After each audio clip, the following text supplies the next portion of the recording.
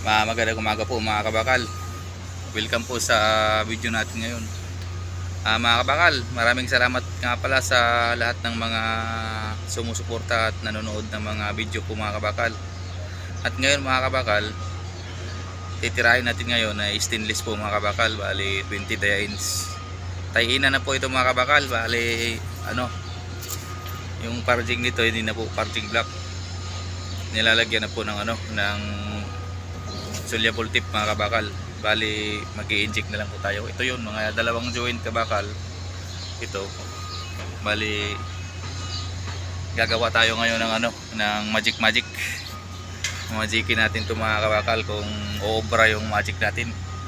Kasi first time ko rin tumira ng ganito kalaki na injection mga kabakal Kadalasan size sa kakwato lang ini-inject ko. Bali titirahin natin ito mga kabakal. Gagawa muna tayo ng pang parging mga kabakal. Tip lang muna, kung hindi kakayanin titirahin natin ng mga tube. Pero tip lang muna yung gagawin natin ngayon pang parging.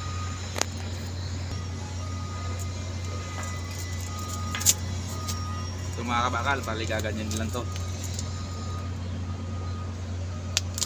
Alihabakan na natin. Ito yung nagsisilbing parang tubo niya, ipapasok dito sa sa loob.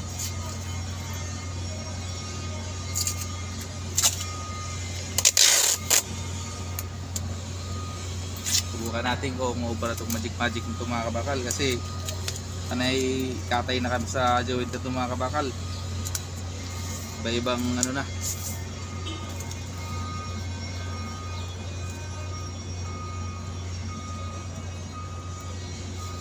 So ganun lang. Tapos titipan natin yung magkabilang gilid mga kabakal.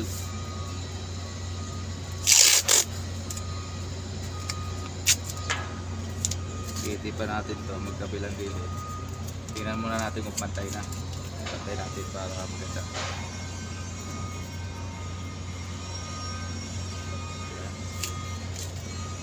Titipan natin yung magkabilang gilid mga kabakal.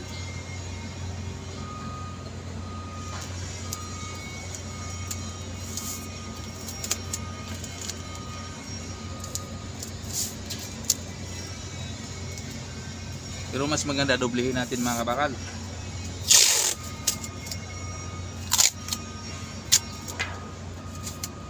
Doblehin natin para di siya makasingaw.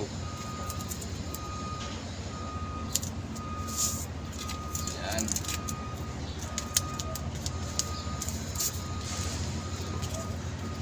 Ito yung ipapasok sa loob ng tubo mga kabakal para karoon siya ng argon.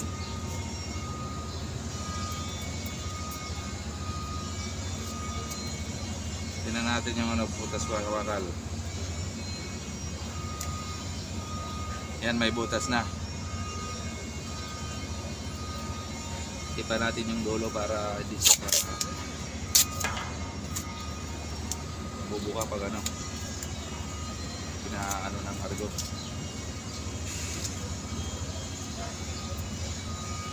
So mga kabakal, tipan na. Subukan natin mga kabakal kung kung gagana. Papasukan natin ng hangin kung magkasya to. Uy, Gago! nabigla.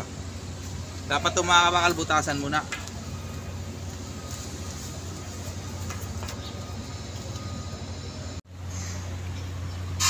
Mga kabakal, yan na po yung yung ginawa kaninang parging. Alin ang matusok na po yan sa tubo. Apat po na yan, apat. Yan. Dalawang joint po ito mga kabakal. Subukan kung madali.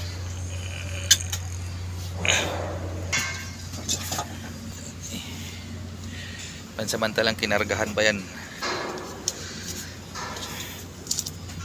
Malakas yung hangin.